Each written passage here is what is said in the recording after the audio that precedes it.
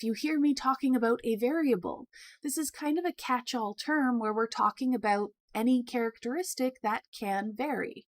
So height is a variable because people can be taller or shorter. The dose of drugs that an individual receives during a drug trial could also be a variable because they might be in a control group where they don't get any, or they might be in an experimental group where they get a certain dosage. So that varies as well. So like I said, a kind of catch-all term for whatever it is that we're going to be measuring, or in the experimental side, or manipulating. We also want to know an operational definition. So if we have all of these variables, if we are measuring these things to make some kind of conclusion or description, we probably want to tell people what that thing is. Height, you could probably figure out, and you could probably assume that maybe you have a measuring tape and you have measured people's heights. But what if we go back to that idea of happiness? How do we quantify happiness? Our operational definitions are telling everyone else how we've quantified and measured that variable. So specifically, it's defining our variable in terms of the specific procedures that we use to either produce it or measure it. So here is the standardized questionnaire that we use to assess happiness in this group for this particular study. So it is a description in our concrete measurable terms, and this is really useful so that when people are reading our research, they know exactly what it is that we did for each of the measures that we took. And another one of our sort of catch-all terms is talking about data. And this is just our collection of measurements that we've gotten for our study. So it's our set of observations. So if we're talking about the results have been drawn from all of the data we collected. So it can have sort of a generic discussion of here's everything that we're looking at because of our collection methods. Next is an important distinction between a theory and a hypothesis. So here, a theory is more of our big picture, broad strokes understanding of a situation. So we can say that it's a set of statements that describes general principles about how some variables relate to one another. So if we're trying to understand the relationship between variable A and variable B, then our theory is how we think those two variables relate. Using our number of courses and happiness in undergraduates, we would say that a lower workload causes students to be happy, or at least that's what we would think. We could then say, okay, well, let's develop a hypothesis based on that understanding of how this situation works. So a hypothesis is actually a specific prediction about which outcomes we would get if we ran some research. And it's all based on the theory that describes the entire situation that we're looking at. So if we think that the number of courses you have influences your happiness, then we could design a study where we manipulate the number of courses and we would predict or hypothesize that if our theory is true, then we would see students given more courses would have a decrease in their happiness, and students who are giving less courses would then see an increase in their happiness.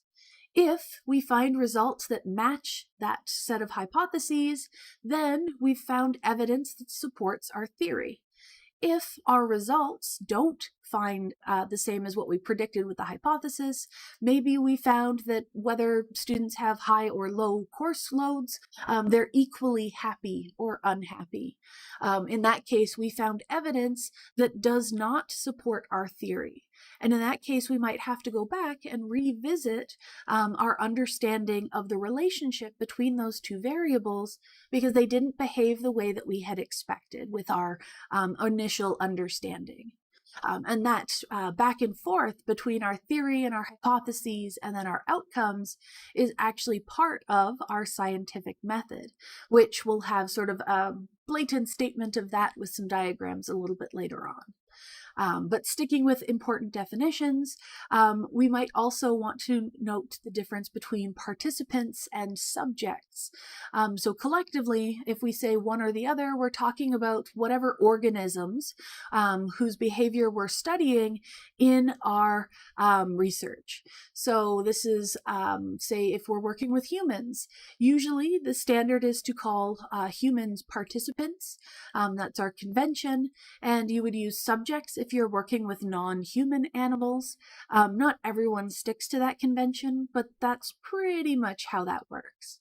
But yeah, so if we have a human study and we want to look at, can humans perceive the difference between black-capped chickadees and mountain chickadees, which is actually a pretty easy distinction.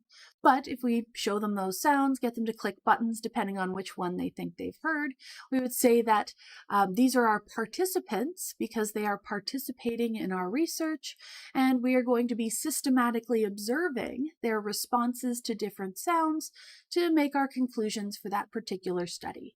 And I suppose if we're talking about a theory versus a hypothesis, we should talk about what actually makes a theory a good theory. So what is making this an optimal or a beneficial theory to work from? So the first of these is that our theory should be consistent with prior observations, meaning that we should set up our framework, our base understanding, based on all of the research that's been conducted in this particular area. So what do we know about students and course loads and happiness in general?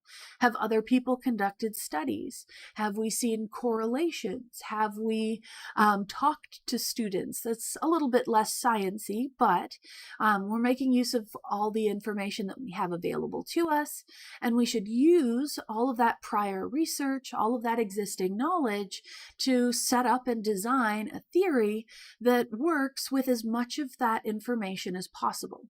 And what that means is that that theory will allow us to generate new hypotheses or predictions that are then supported by the research. So we would anticipate that these predictions should work out the way we think they will if our understanding of that system is correct, if our theory is correct. We would also want our theory to conform to the law of parsimony. You might have also heard this as Occam's razor, where we state that the simplest explanation is the best explanation. And some people think this is a really weird thing to talk about because when you look at scientific theories, some of them are very complicated. So how does that work here? And what this law is telling us is not that the theory has to be simplistic, but that when we are designing a theory, we want to start with the simplest explanation that works for the existing understanding that we have of that system. And then if through follow-up studies, we find that that theory isn't comprehensive, it doesn't cover everything, then we can add more detail as necessary. So we want to start simple and add complexity so that our findings are included or explained within that framework for our theory, but we don't want to add complexity unless it's necessary. So this is more of that systematically adding complexity. Science is all about being systematic, and it's just telling us start simple and build up if you need to. Kind of related to that is the idea of the theory being specific. So not simple, but precise. And so here, as we're adding that extra complexity, we want to make sure that the way that we've described everything within our theory, our understanding should allow us to generate specific precise hypotheses. So we would predict not just that if we change course load, happiness will change, but that increasing one will cause an increase in the other. We would like to be as precise as possible. So whenever we have details that are relevant, they should be integrated. We also want our theory to lead to predictions and hypotheses that are measurable. So this is something that we should be able to quantify. So happiness, we've talked about there being a way to operationalize that concept, and therefore we could use a survey to measure that value. We can also measure by counting the number of courses students have, so that allows us to draw connections between the two. And that actually kind of relates to the last point here, where our theory should be falsifiable. So it has to be something that we can actually test.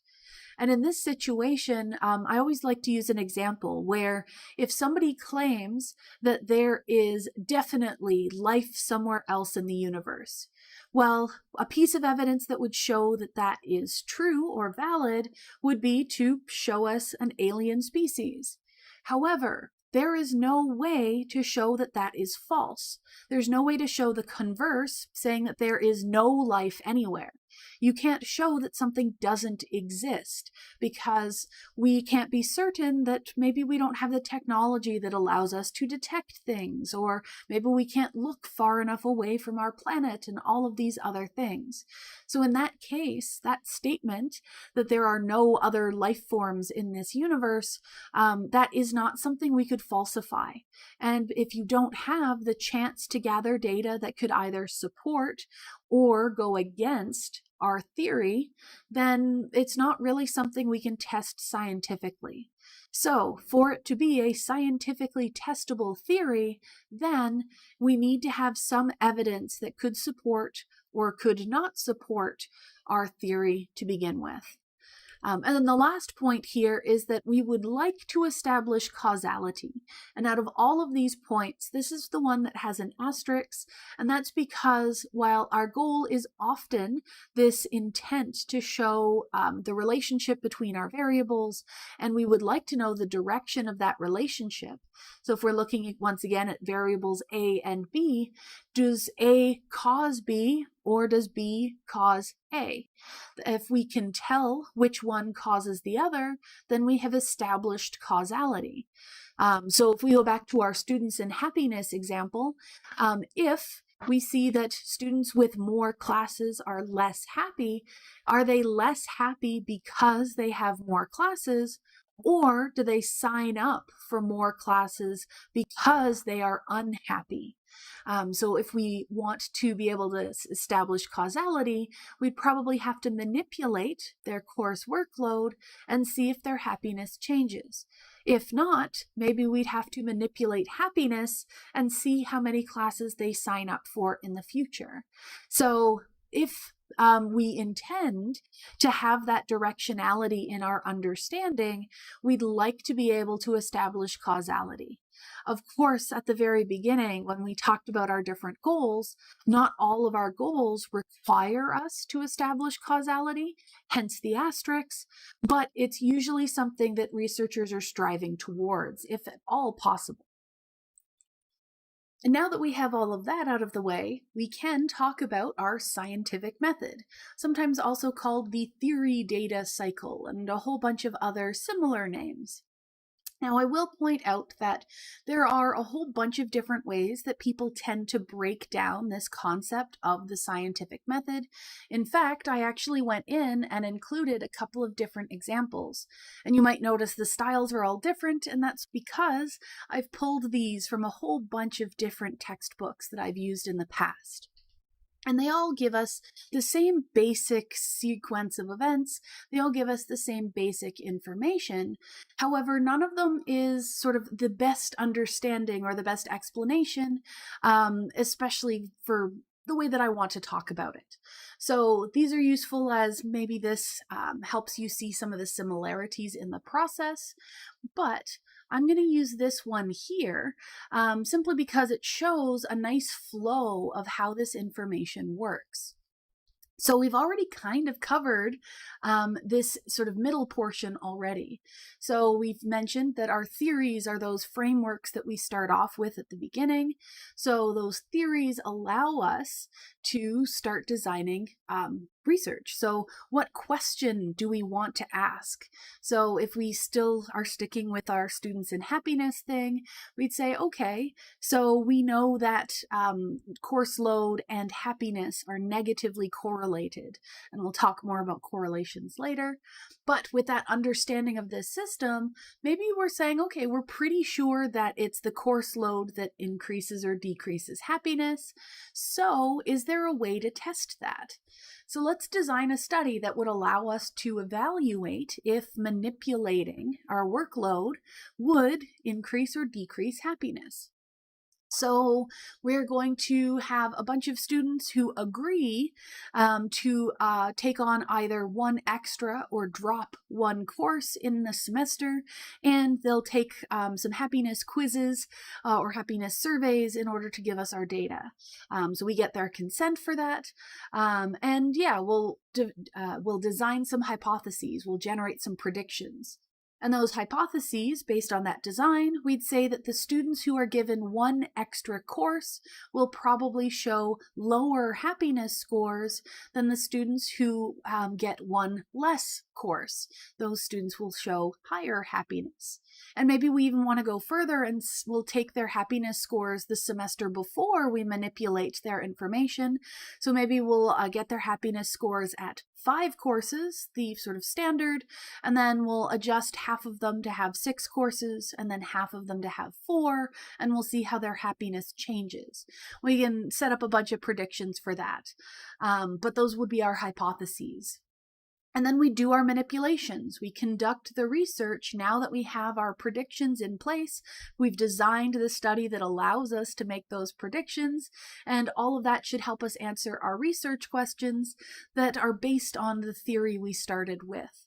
So conduct the research, which is their fancy way of saying that you conduct and carry out a whole bunch of scientific collection methods.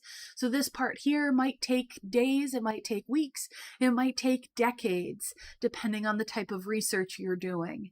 But in the end, we'll have our data. So all of our measurements from whatever we were manipulating and measuring and controlling.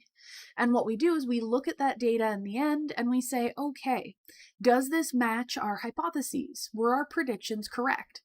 If our predictions were correct, then we have supported all of this sort of setup here. So if the hypothesis was correct and it was based on the study we conducted and it came from those research questions, then we have evidence in support of the theory that led us to make those predictions.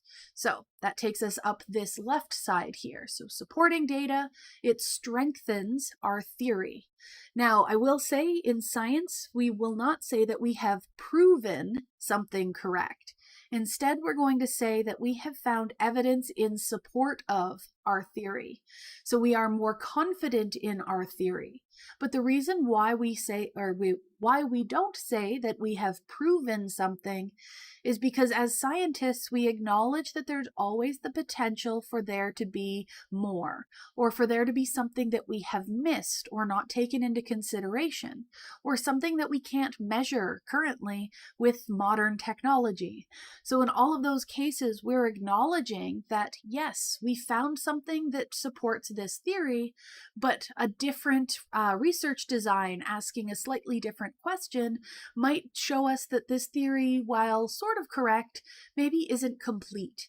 So in that situation, we want that flexibility still there where we can add to and modify these theories as necessary. So found evidence supporting or in support of that theory. And then that leads us to say, okay, this is, we're more confident in how accurate this is. Let's do something else, or let's move forward with this. At that point, you might also publish your findings saying that we found this particular result and it supports this theory that we started with. So now others within the field know that extra information and can use that, integrate that into their own understanding of whatever system you're looking at. Now, that is, of course, not the way that it always works. Sometimes you get to the end and your results don't actually match your hypotheses. Your predictions weren't correct. And so in that situation, we found non-supporting data. And so here we have to take a step back and go, okay, there's one of two things that could have gone on. One is maybe there's a problem with the research design. Maybe we thought that we were getting at this particular research question. However, maybe we didn't carry it out in the best way. So maybe the act of forcing a student to have more or less courses made them both unhappy because of that control aspect.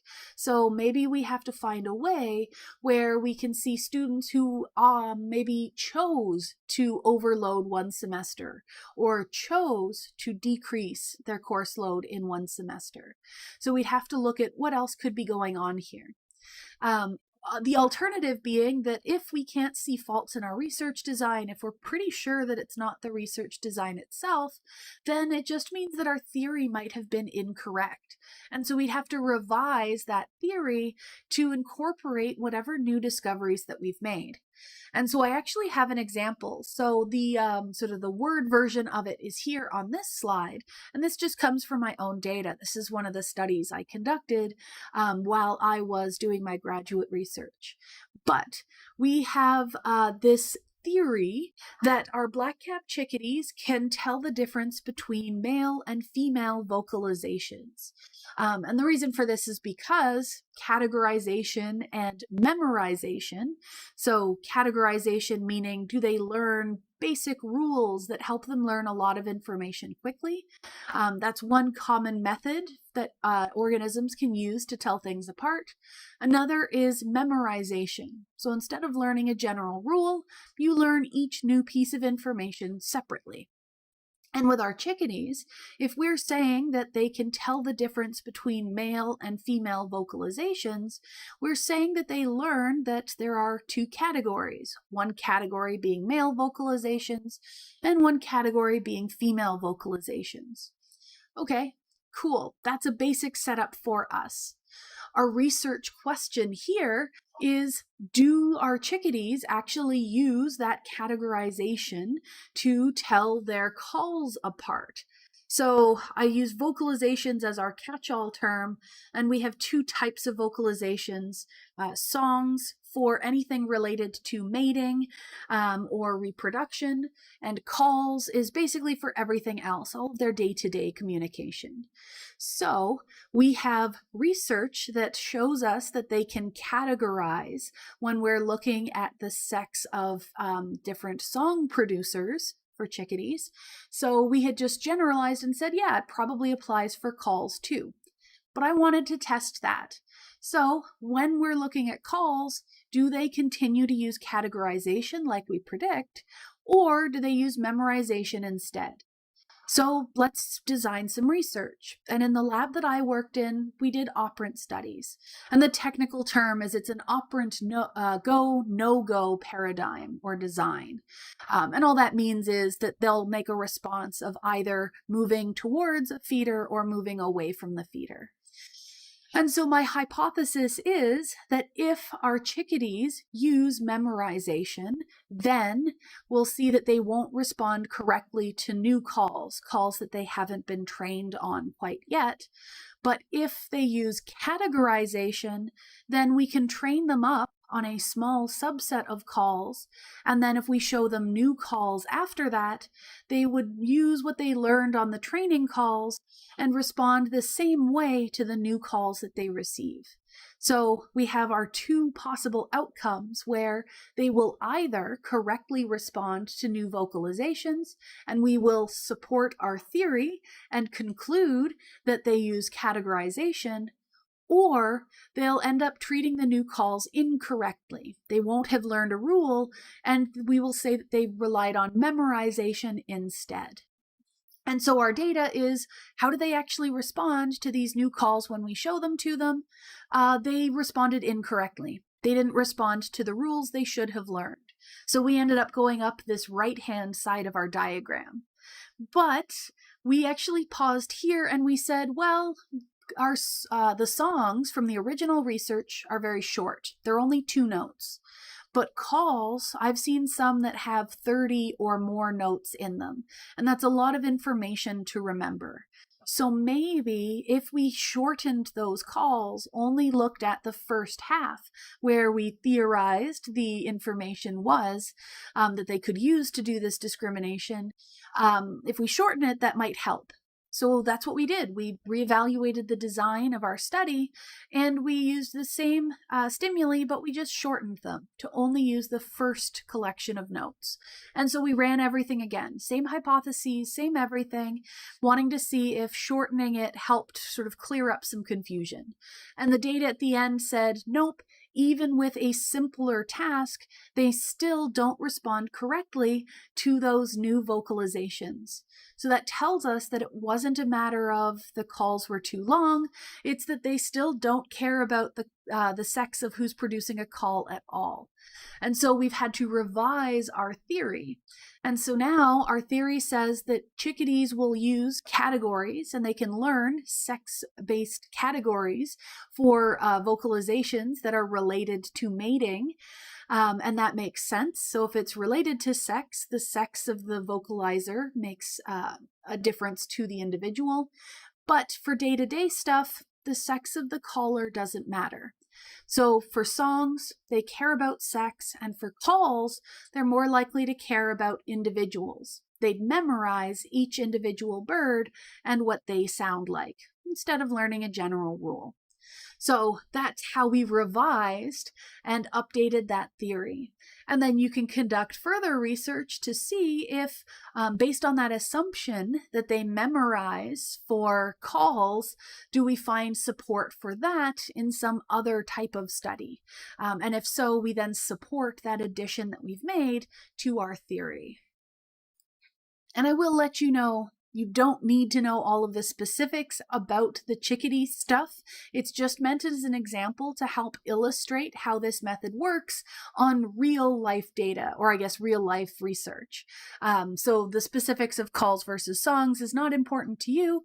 It's just an easy example for me to talk about to illustrate this process.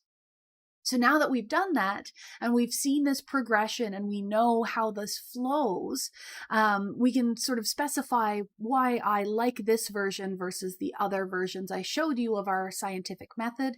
And it's just because this gives us that visual of supporting or not supporting our predictions, and therefore the theory that generated them, and seeing that flow through all of these steps.